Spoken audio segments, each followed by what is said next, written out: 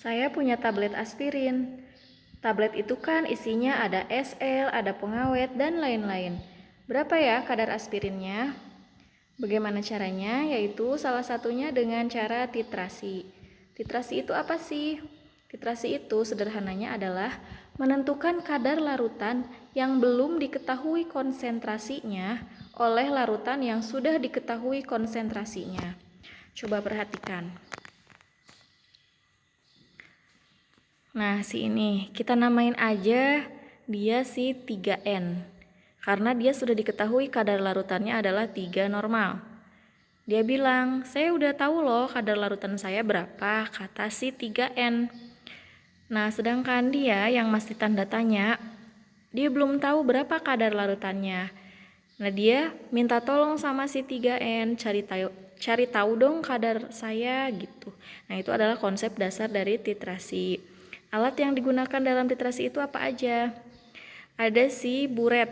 Buret ini untuk larutan yang sudah diketahui kadarnya.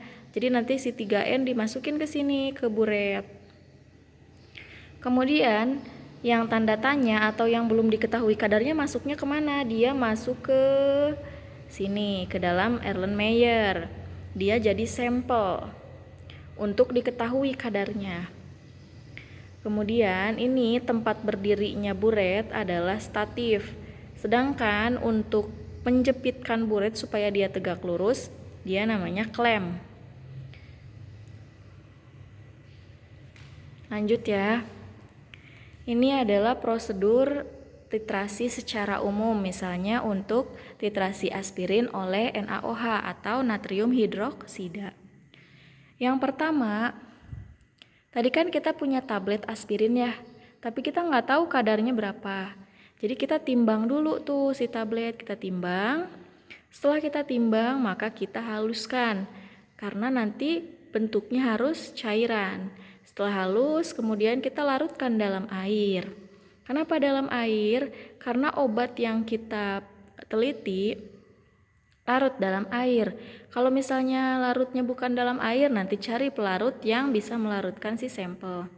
Kemudian yang keempat, barulah kita menitrasi si sampel atau aspirin oleh NaOH. NaOH-nya yang liquid ya, bukan yang masih padatan.